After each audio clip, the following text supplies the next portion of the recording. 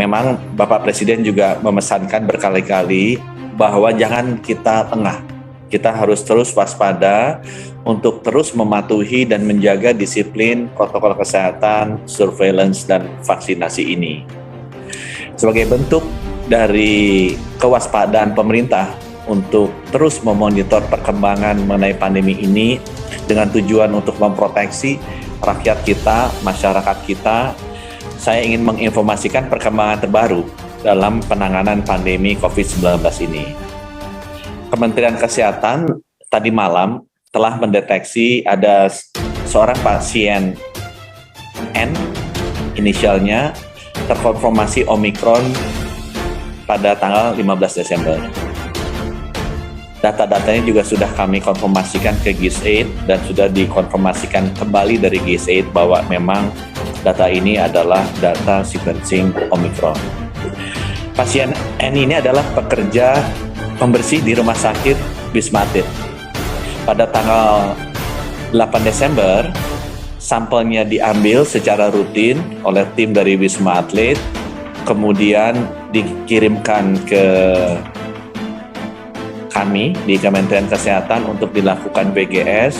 Kami terima pada tanggal 10 Desember, dan kita lihat bahwa ada 3 pekerja pembersih di Rumah Sakit Wisma Atlet yang positif PCR-nya, tapi yang terkonfirmasi positif adalah positif Omikron adalah 1 orang.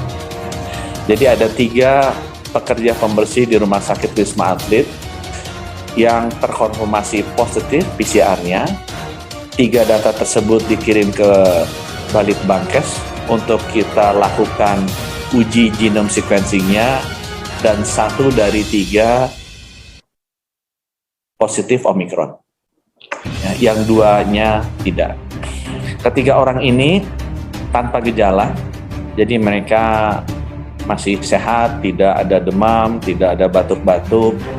Kemudian mereka bertiga juga sudah dites PCR kembali, karena tes PCR pertamanya kan tanggal 8. Sudah dites PCR kembali, exit test 3 hari berikutnya, dan tes PCR-nya sudah negatif. Jadi kembali, ada 3 orang pekerja pembersih di Wisma Atlet, tanggal 8 dites PCR-nya positif, tanggal 10 dikirimkan ke Balitbangkes untuk di genome sequence, tanggal 15 keluar hasil genome sequence-nya. Dari 3 orang ini, 1 adalah Omikron, yang 2-nya bukan Omikron, dan yang 1 ini sudah kita double check ke GIS-8 dan memang terkonfirmasi Omikron. Ketiga pasien ini ada di karantina di Wisma Atlet dan tanpa gejala. Mereka juga sudah diambil PCR keduanya dan hasil PCR-nya semuanya negatif. Di luar pasien yang sudah terkonfirmasi positif ini, Kementerian Kesehatan juga mendeteksi 5 kasus probable Omikron. Jadi belum pasti Omikron, tapi karena kita melakukan tes PCR dengan spesifikasi yang khusus, istilahnya SGTF atau S Gene Target Failure, kita mendeteksi ada 5 kasus yang probable Omikron. 2 kasus adalah warga negara Indonesia yang baru kembali dari Amerika Serikat dan Inggris. Kedua warga negara Indonesia ini sekarang sedang diisolasi di Wisma Atlet. 3 kasus probable lainnya adalah warga negara asing dari Tiongkok yang datang ke Manado dan sekarang sedang diisolasi di karantina Manado. Sekali lagi, 5 orang ini masih sifatnya probable karena baru dites PCR dengan marker khusus, dan sampel PCR-nya yang positif dari 5 kasus probable ini sudah dikirimkan ke Badan Litbang Kesehatan dan sedang kita run tes genome sequencing-nya. Diharapkan dalam 3 hari ke depan kita sudah bisa mengkonfirmasikan apakah benar ini Omikron atau tidak.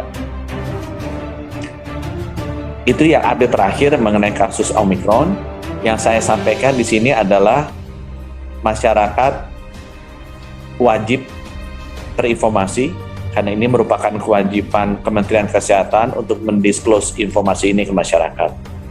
Pesan dari kami adalah tidak usah khawatir, tidak usah panik, tetap kita hidup seperti biasa. Yang paling penting adalah jaga kewaspadaan. Kewaspadaannya apa? Pertama, kewaspadaan dari protokol kesehatan. Jangan kendor, jangan kurang disiplinnya, terutama untuk memakai masker dan menjaga jarak. Memakai masker, menjaga jarak. Pastikan jangan kita terlalu berkerumun di acara dengan banyak orang. Tolong juga dipastikan kurangi perjalanan ke luar negeri yang tidak penting. Sekarang penyebaran Omikron ini memang terbukti sangat cepat. Di Inggris yang tadinya cuma 10-an per hari, naik 100-an per hari, sekarang sudah 70.000 per hari. Lebih tinggi daripada puncaknya kasus yang terjadi di Indonesia pada bulan Juli yang 50.000 per hari. Jadi penularannya sangat cepat. Memang kita ketahui bahwa hospitalization rate-nya sampai sekarang masih rendah. Kalau Delta itu biasanya 20%, ini lebih rendah. Tapi kita tetap harus waspada. Karena 20% dari 100.000 orang itu sama dengan 2% yang jauh lebih rendah dari 1 juta orang.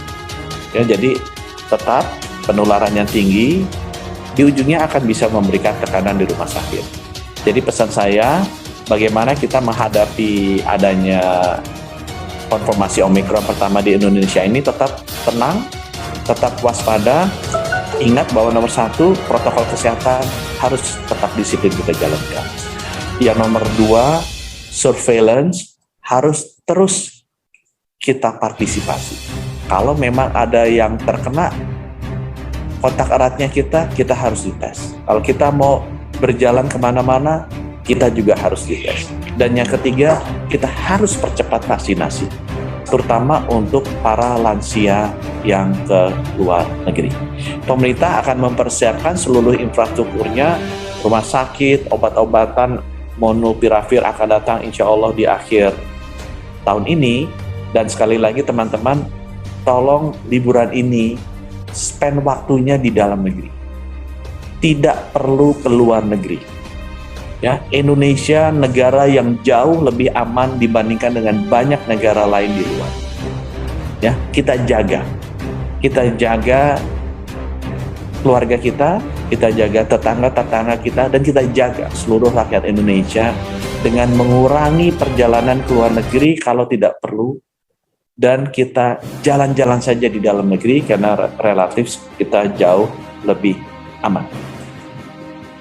Pemerintah juga nanti, Kepala BNPB akan menyampaikan tindakan-tindakan apa yang akan kita lakukan di Rumah Sakit Wisma Atlet dan karantina yang ada di Manado. Intinya sekali lagi untuk memastikan bahwa kedatangan varian baru dari luar negeri yang beruntung kita identifikasi di karantina, yang menunjukkan bahwa sistem pertahanan kita atas kedatangan varian di luar negeri ini cukup baik, itu perlu kita perkuat. Jadi wajarlah kalau misalnya memang harus stay 10 hari di karantina. Karena bukan untuk mempersulit orang-orang yang datang, tapi untuk melindungi 270 juta rakyat kita. Sekali lagi Bapak Ibu, tidak usah panik, tetap hidup seperti normal, patuhi protokol kesehatan, patuhi surveillance, lakukan vaksinasi lebih cepat lagi, dan tidak usah keluar negeri. Mari kita merayakan liburan di dalam negeri.